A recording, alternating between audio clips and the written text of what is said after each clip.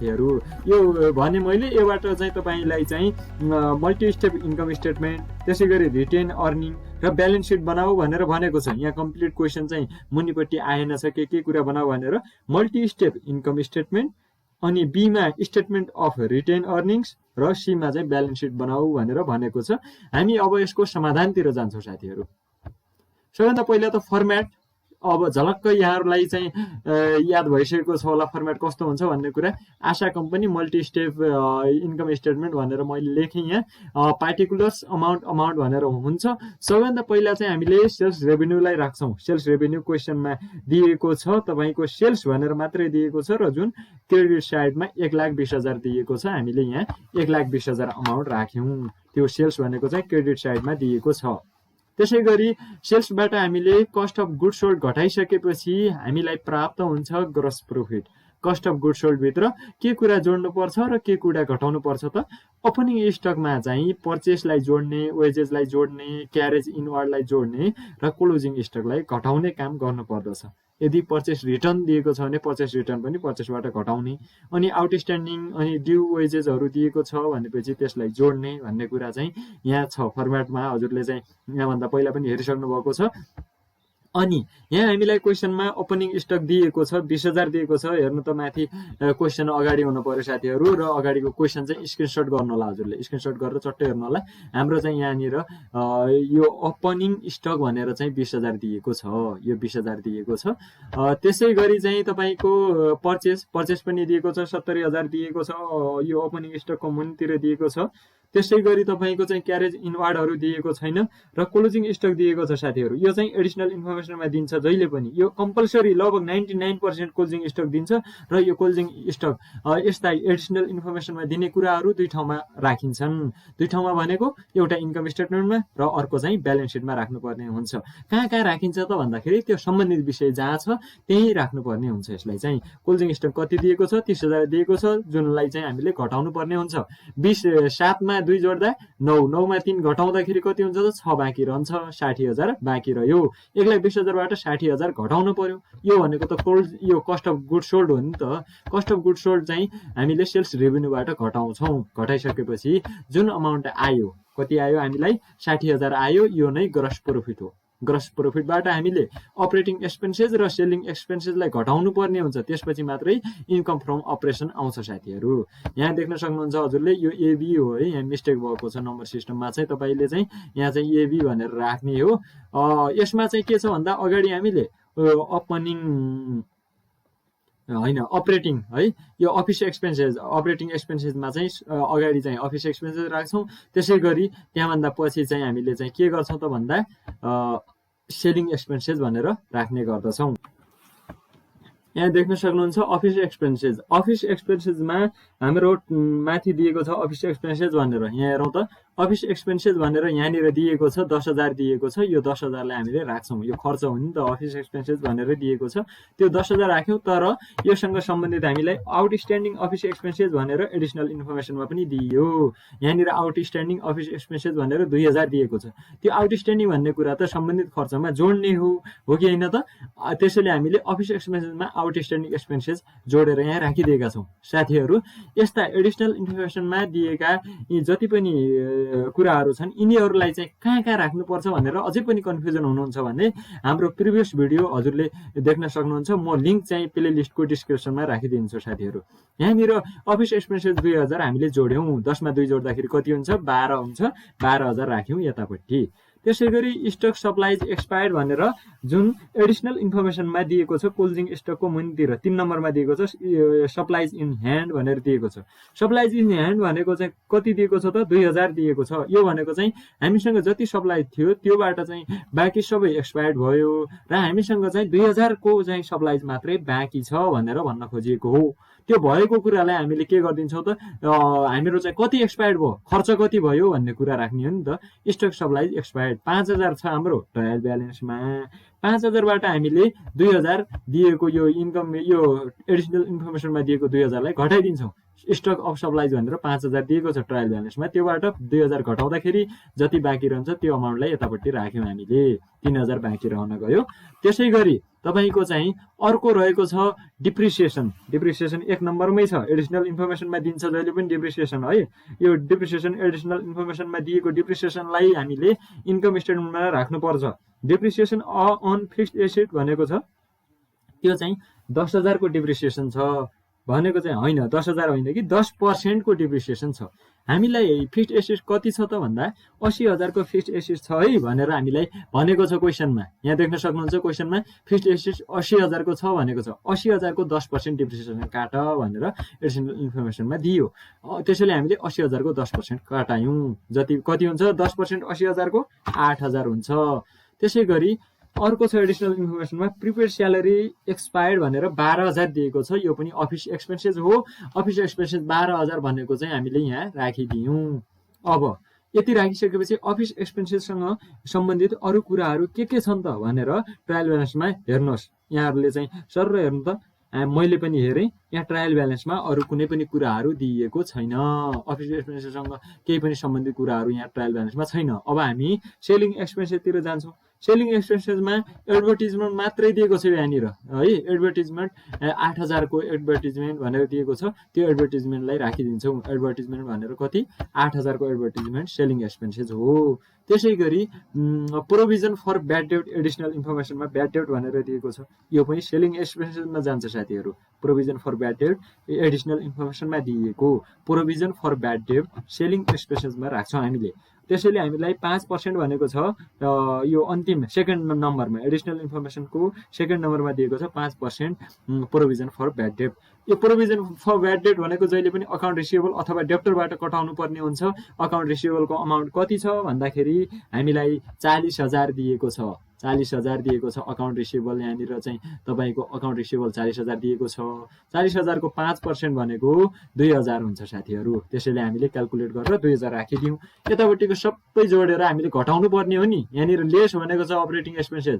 यो घटाउनु पर्ने कुरा अफिस एक्सपेन्सेस र सेलिङ एक्सपेन्सेसको जति पनि त्यहाँभित्र पर्ने यी कुराहरू छन् तिनीहरूलाई हामीले जोडेर यहाँ माइनसमा 45,000 भनेर राख्यौँ। सबै जोड्दाखेरि 45,000 हुँदो रहेछ।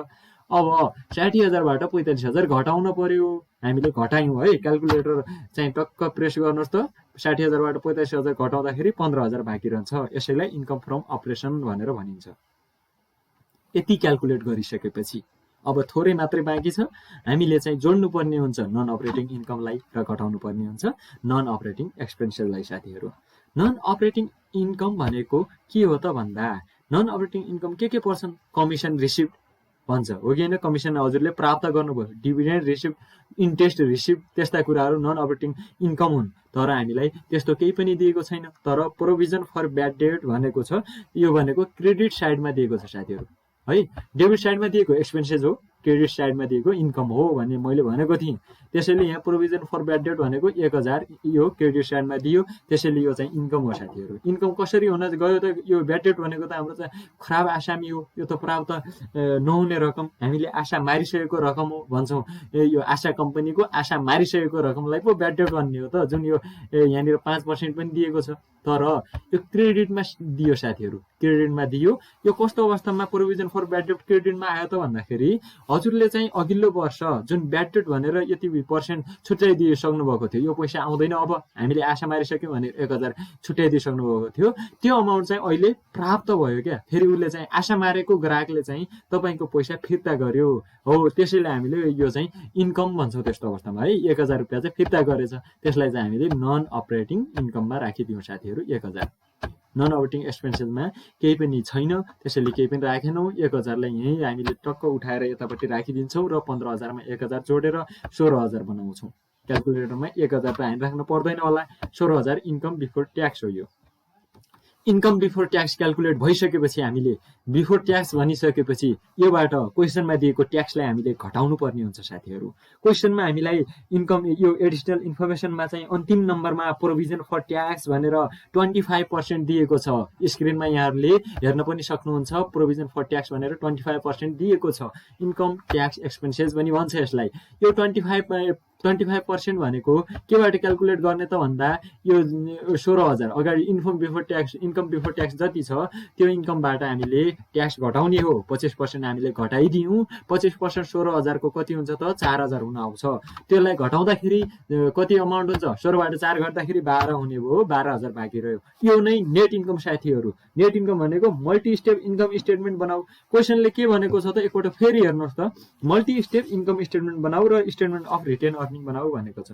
वास्तवमा चाहिँ अहिले चाहिँ हामीले स्टेटमेन्ट अफ रिटेन अर्निङसम्म बनाउँछौँ, ब्यालेन्स सिटमा राख्नुपर्छ। तर मल्टी स्टेप इन्कम स्टेटमेन्ट भनेको चाहिँ यहाँभन्दा माथि मात्रै रहेछ साथीहरू। यहाँभन्दा तलको स्टेपलाई चाहिँ हामीले के भन्छौँ त भन्दा स्टेटमेन्ट अफ रिटेन अर्निङ भन्छौँ। यति दुईवटा कुरा राखिदियो भने स्टेटमेन्ट अफ रिटेन अर्निङ भन्छ। त्यसैले यी दुईवटा क्वेसनहरूलाई हामीले एउटै क्वेसनमा राखेका छौँ। अब त्यहाँ यसको एन्सर सिटमा पनि हेर्न सक्नुहुन्छ। एनआई नेट इन्कम भनेर 12,000 दिएको छ। हामीले यो 12,000 निकालिसक्यौँ। अब हामी निकाल्दैछौँ रिटेन अर्निङ कति हुन्छ त। रिटेन अर्निङ निकाल्नको लागि हामीले तीनवटा कुराहरू यहाँ मोस्ट इम्पोर्टेन्ट छ। एउटा कुरा जोड्ने हो, बाँकी तीनवटा घटाउने हो। जोड्ने के त भन्दा रिटेन अर्निङ चाहिँ यदि हाम्रो चाहिँ ट्रायल ब्यालेन्समा रिटेन अर्निङ दिएको छ भने त्यसलाई जोड्नुपर्छ, अथवा ओपनिङ ब्यालेन्स अफ रिटेन अर्निङलाई चाहिँ जोड्ने हो। त्यहाँ देख्न सक्नुहुन्छ अन्तिममा चाहिँ 10,000 रिटेन अर्निङ दिएको छ। क्वेसनमा 10,000 दिएको छ रिटेन अर्निङ भनेर। त्यसलाई हामीले जोड्छौँ, यहाँनिर राखिदिउँ। र त्योबाट डिभिडेन्ड पेड हामीले घटाउनु पर्ने हुन्छ साथीहरू। अनि जनरल रिजर्भ घटाउनु पर्ने हुन्छ, लास्ट इयर ट्याक्सहरू घटाउनु पर्ने हुन्छ। तर यो जनरल रिजर्भहरू तिनीहरू दिएको छैन। यो दुईवटा कुराहरू चाहिँ दिएको छैन। हामीलाई के दिएको छ त यो चाहिँ डिभिडेन्ड पेड भनेर चाहिँ दिएको छ। डिभिडेन्ड पेड कहाँनिर दिएको छ भन्नुहुन्छ भने स्क्रिनमा सर्र हेरिहालौँ हामीले। डिभिडेन्ड पेड यहाँनिर यो चाहिँ दिएको छ साथीहरू, 2,000 दिएको छ। त्यसैले हामीले घटाएर चट्टा हामीले यहाँ राखिदिउँ। 10,000 बाट 2,000 घटाउँदा कति हुन्छ त हामी बाँकी रहन जान्छ। 10,000 बाट 2,000 घटाउँदाखेरि 8,000 बाँकी रहन जान्छ। यो भनेको प्लसमा कि माइनसमा? प्लसमा। किन? यो भने 10,000 त पोजिटिभ भ्यालु घटाउने हो नि त। त्यसपछि हामीले यहाँ 8,000 राख्छौँ। 12,000 मा 8,000 जोड्दाखेरि जुन अमाउन्ट आउँछ त्यो नै closing balance of retain earning हो। यो closing balance of retain earning पोजिटिभमा आएपछि लाइबिलिटिजमा हामीले राख्नुपर्ने हुन्छ भन्ने कुरा पनि बिर्सिन भएन। अब हामी लाइबिलिटिजमा राख्नुपर्ने कुरा त हामीले भन्यौँ। अब लाइबिलिटिज कसरी बनाउँछ त हामीले? लाइबिलिटिज केमा हुन्छ? ब्यालेन्स सिटमा हुन्छ। एसेट र लाइबिलिटिजहरू साथीहरू। अब हामी ब्यालेन्स सिट बनाउनतिर जान्छौँ। सजिलो तरिकाले ब्यालेन्स सिट बनाउँदैछौँ हामी। यहाँ देख्न सक्नुहुन्छ आशा कम्पनीको ब्यालेन्स सिट हामीले बनाउँदैछौँ। एसेट्स अमाउन्ट लेख्नु होला। सबभन्दा पहिला त यो दुई तरिकाले हामीले बनाउन सकिन्छ साथीहरू, र मैले चाहिँ यो सजिलो तरिकालाई अपनाएको छु यहाँ। यो चाहिँ अलिकति सजिलो नै छ। र साथीहरू एसेट साइडमा जहिले पनि 4वटा कुराहरू हुन्छन् भनेको थिएँ भने लाइबिलिटिजमा चाहिँ 3वटा कुराहरू मात्रै हुन्छ। यो त यहाँहरूलाई थाहा पनि छ। एसेटमा के हुन्छ त भन्दा current asset, investment, property plant and equipment र इन्टेन्जिबल एन्ड फिक्स्ड एसेट्स भनेर हुन्छ भने लाइबिलिटिजमा करेन्ट लाइबिलिटिज एन्ड प्रोभिजन, त्यसै गरी लङ टर्म डेब्ट र सेयर होल्डर्स इक्विटी भनेर हुने गर्दछ। यो कुरो यहाँहरूलाई थाहा नै छ। अब करेन्ट एसेट्समा के छ त भनेर क्वेसनमा हेर्नु होला। माथि टपबाट है ट्रायल ब्यालेन्सको माथिबाट हेर्दै सर आउनु होला, तलतिर बढ्नु होला। सुरुमा हामीलाई ब्याङ्क भनेर दिएको छ। ब्याङ्क कति छ? 10,000 को अमाउन्टको ब्याङ्क दिएको छ।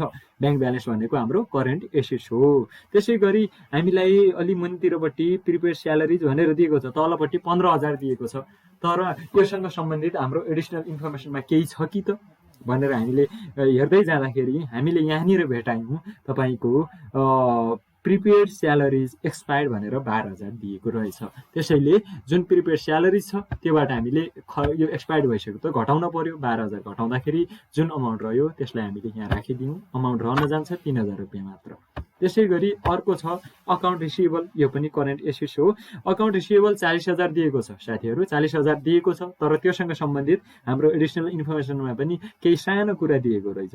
सानो कुरा के हो भन्दा प्रोभिजन फर ब्याड डेब्ट 5% भनेर दिएको छ। त्यो प्रोभिजन फर ब्याड डेब्टलाई हामीले अकाउन्ट रिसिभेबलबाट घटाउँछौँ। हो कि होइन त? प्रोभिजन फर ब्याड डेब्ट भनेको यो प्राप्त हुँदैन है भनेर मारिसकेको पैसा हो के साथीहरू। त्यसलाई त हामीले अकाउन्ट रिसिभेबल अथवा डेब्टरबाट घटाउनु पर्ने हुन्छ। 40,000 बाट 2,000 घटाउँदाखेरि 38,000 बाँकी रहन गयो। त्यो अमाउन्टलाई यहाँ लेखेका छौँ। यहाँसम्म बुझ्नुभयो होला। त्यसै गरी स्टक अफ सप्लाइज भनेर छ क्वेसनमा, यो भनेको एसेट्स हो, यो पनि क्लोजिङ स्टक जस्तै हो साथीहरू। त्यसैले चाहिँ हामीले यो सप्लाइज स्टक अफ सप्लाइज भनेर राख्यौँ, 5000 दिएको छ। तर योसँग सम्बन्धित के थियो भन्दा एउटा हाम्रो चाहिँ सप्लाइज इन ह्यान्ड भनेर 2000 मात्रै थियो के क्वेसनमा, सप्लाइज इन ह्यान्ड भनेर 2000 मात्रै थियो। खासमा यो नलेखे पनि हुन्थ्यो, तर मैले यहाँहरूलाई बुझाउनु सप्लाइज इन ह्यान्ड 2000 भनेर लेखिदिँदा नि हुन्थ्यो हजुरले, तर मैले यहाँ बुझाउनको लागि यहाँ केही कुरा लेखेको छु। यहाँनिर स्टक अफ सप्लाइज भनेर 5000 दिएको छ। तर हाम्रो चाहिँ के थियो भन्दा हामीले यो इन्कम स्टेटमेन्टमा घटाएका थियौँ क्या, सप्लाइज एक्सपायर्ड भनेर घटाएका थियौँ। हजुरलाई कहाँसम्म याद छ अब हेर्न सक्नुहुन्छ। यो सप्लाइज एक्सपायर्ड भनेर 2000 रुपियाँ चाहिँ हाम्रो यो हातमा भएको सप्लाइज मात्रै हो, 5000 थियो टोटल, तर हाम्रो चाहिँ 3000 चाहिँ खर्च भइसकेछ भनेर यहाँ घटाएका थियौँ। यसैले घटाएको साथीहरू। त्यसलाई घटाइसकेपछि हाम्रो जुन अमाउन्ट हुन्छ यो चाहिँ 2000 चाहिँ हाम्रो stock of supplies in hand चाहिँ 2000 छ भनेर देखाएको छ। त्यसै गरी हाम्रो क्लोजिङ स्टक छ, एडिसनल इन्फर्मेसनमा यो क्लोजिङ स्टक 30000 दिएको छ साथीहरू। त्यो 30000लाई हामीले करेन्ट एसेट्स हो यहाँ राखिदियौँ। यो सबैले जोड्दाखेरि 83000 हुन्छ। नपत्याए हजुरले क्यालकुलेटरको प्रयोग गर्न सक्नुहुनेछ। त्यसै गरी अब 2 नम्बरमा इन्भेस्टमेन्टसँग सम्बन्धित हाम्रो ट्रायल ब्यालेन्समा क्वेसनमा केही पनि कुरा दिएको छैन, त्यसैले निल राखिदिएँ मैले। अब प्रपर्टी प्लान्ट एन्ड इक्विपमेन्ट यो भनेको चाहिँ के हो त, फिक्स्ड एसेट्स हो। फिक्स्ड एसेट्ससँग सम्बन्धित कुराहरू यहाँ राख्छौँ। हामीलाई फिक्स्ड एसेट्ससँग सम्बन्धित फिक्स्ड एसेट्स मात्रै दिएको छ, जुन ब्याङ्कको मुनितिर माथि हेर्नु त ट्रायल ब्यालेन्समा फिक्स्ड एसेट्स भनेर चाहिँ हाम्रो चाहिँ ब्याङ्कको मुनितिर दिएको छ। यो फिक्स्ड एसेट्स कति दिएको छ, 80000 मात्रै दिएको छ साथीहरू। त्यही भएर हामीले चाहिँ यहाँनिर 80000 राखिदियौँ। 80000 राखिदियौँ नि त, हो कि होइन, 80000 राखिदियौँ।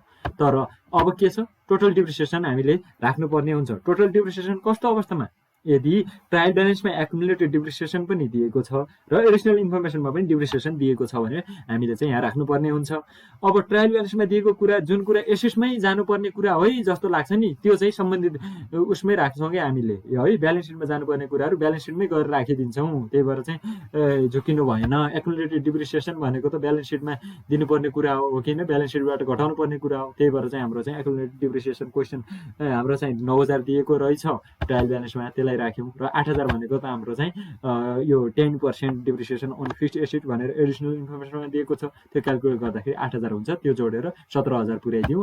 80000बाट 17 घटाउँदाखेरि कति हुन्छ त भन्दाखेरि 63000 मात्रै बाँकी रहँदो रहेछ। यति कुरा भयो। अब साथीहरू 83बाट 63000 जोडिदिनुहोस्, किनकि इन्टेन्जिबल एन्ड फिक्स्ड एसेट्स भनेर हामीलाई केही पनि कुराहरू दिएकै छैन। त्यसैले हामीले त्योबाट यो जोड्छौँ र यो यति जोड्दाखेरि चाहिँ 1,86,000 हुँदो रहेछ। 46,000 है, 1,46,000 46,000 हुँदो रहेछ। यो भनेको टोटल एसेट्स हो साथीहरू। एसेट्स भनेको क्वेसन एन्सरमा पनि हेर्न सक्नुहुन्छ हजुरले, 1,46,000 दिएको छ। यहाँ पनि यो समाधान चाहिँ हाम्रो तरिकाले नै गरेको रहेछ साथीहरू। अब हामीले लायबिलिटिज पनि क्यालकुलेट गर्नै पर्यो। लायबिलिटिज क्यालकुलेट नगरेसम्म त ब्यालेन्स सिट कम्प्लिट हुँदैन। त्यसैले हामी लायबिलिटिजमा 3वटा कुराहरू मात्रै आउँछ भनेको थियो, करेन्ट लायबिलिटिज एन्ड यो प्रोभिजन, लङ टर्म डेब्ट र शेयर होल्डर्स इक्विटी। अब करेन्ट लायबिलिटीमा के हुन्छ त, कुनै पनि कुरा हाम्रो दायित्व तिर्नुपर्ने, तत्काल तिर्नुपर्ने, यो करेन्ट इयरमा तिर्नुपर्ने कुराहरू चाहिँ करेन्ट लायबिलिटिज हो। यो चाहिँ हाम्रो चाहिँ ट्रायल ब्यालेन्समा अकाउन्ट पेएबल भनेर दिएको छ, जुन 20000 छ है। ट्रायल ब्यालेन्समा अकाउन्ट पेएबल भनेर 20000 दिएको छ साथीहरू है। कति दिएको छ त, 20000 दिएको छ। यहाँनिर देख्न सक्नुहुन्छ यो 20000 क्रेडिट साइडमा दिएको छ, लायबिलिटिज हो यो चाहिँ है। त्यसै गरी चाहिँ आउटस्ट्यान्डिङ अफिस एक्सपेन्सेस भनेर 2000 राखेका छौँ। यो कहाँ दिएको छ त, अफिस एक्सपेन्सेस भनेको त इन्कम स्टेटमेन्टमा जाने कुरा हो। अफिस एक्सपेन्सेस भनेर यहाँ दिएको थियो, यो इन्कम स्टेटमेन्टमा राख्यौँ हामीले। तर आउटस्ट्यान्डिङ अफिस एक्सपेन्सेस भनेको चाहिँ फेरि तिर्नुपर्ने अमाउन्ट भनेको 2000, यो भनेको लायबिलिटिज हो। एडिसनल इन्फर्मेसनको कुरालाई हामीले त्यहाँ राखेका हौँ है। अब त्यसै गरी तपाईँको चाहिँ के छ भन्दा प्रोभिजन फर ट्याक्स यहीँ आउँछ। यो करेन्ट लायबिलिटिजमा आउने कुरा हो, प्रोभिजन फर ट्याक्स। त्यही भएर हामीले करेन्ट लायबिलिटिज एन्ड प्रोभिजन भनेका छौँ नि त। प्रोभिजन फर ट्याक्स हामीले चाहिँ 5%, जुन हामीले चाहिँ प्रोभिजन फर 25% क्यालकुलेट गरेका थियौँ, जुन 4000 हुन आउँथ्यो है। 4000 हुन आएको थियो, त्यही 4000लाई हामीले यहाँ राखिदिएका छौँ। अब यो सबैलाई जोड्दाखेरि 26000 मात्रै हुन्छ साथीहरू। त्यसै गरी लङ टर्म डेब्टमा ब्याङ्क लोन डिभिजरहरू पर्छन् है। के पर्छ त, ब्याङ्क लोन डिभिजरहरू पर्छन्, तर यहाँ ब्याङ्क यो छैन, हो कि होइन। क्वेसनमा यस्ता कुराहरू दिएकै छैन। दिएको छ कि छैन भनेर त हेर्नु त, यहाँ कति दिएको छ त, छैन। यो ब्याङ्क लोन डिभेन्चर भन्ने कुराहरू नै छैन। त्यही भएर चाहिँ हामीले राखेनौँ है। अब चाहिँ के छ भन्दा हाम्रो चाहिँ लास्टमा सेयर होल्डर इक्विटी भनेर छ। सेयर होल्डर इक्विटीमा share capital, common stock, equity अथवा प्रिफरेन्स सेयर जुनसुकै पनि दिन सक्छ। हामीलाई क्वेसनमा क्यापिटल स्टक भनेर दिएको छ साथीहरू, क्यापिटल स्टक भनेर दिएको छ। यहाँनिर क्यापिटल स्टक 1 लाखको दिएको छ, त्यसलाई राख्छौँ। र यो रिटेन अर्निङ यो चाहिँ होइन नि, फेरि यो रिटेन अर्निङ राख्नु होला हजुरले। फेरि यहाँ यो चाहिँ क्लोजिङ ब्यालेन्स अफ रिटेन अर्निङमा यो चाहिँ इन्कम स्टेटमेन्टको रिटेन अर्निङ राख्छौँ साथीहरू, जुन विषय चाहिँ हामीले अगाडि भर्खर निकालेका थियौँ। जुन एन्डिङमा यो एन्डिङमा चाहिँ closing balance of retain earning भनेर 20,000 रहेको छ। यसैलाई हामीले चाहिँ यहाँ राख्ने हो। यो 1 लाखमा 20,000 जोड्दाखेरि 1,20,000 हुन्छ। 20 लाखमा 20,000मा चाहिँ 26,000 जोड्दाखेरि त 46,000 हुने नै भइहाल्यो। त्यही भएर चाहिँ टोटल लायबिलिटिज पनि 1,46,000 हुन्छ। यसरी चाहिँ हजुरले चाहिँ यो क्वेसनहरूको समाधान सजिलो तरिकाले गर्न सक्नुहुनेछ साथीहरू। आजको लागि यति नै। हामी चाँडै नै अर्को भिडियोमा भेट्नेछौँ। तबसम्मको लागि छुट्टिन्छौँ। र यदि हजुर नयाँ चाहिँ हुनुहुन्छ, हाम्रो च्यानलमा नयाँ हुनुहुन्छ भने चाहिँ भिडियोलाई लाइक गर्नु होला।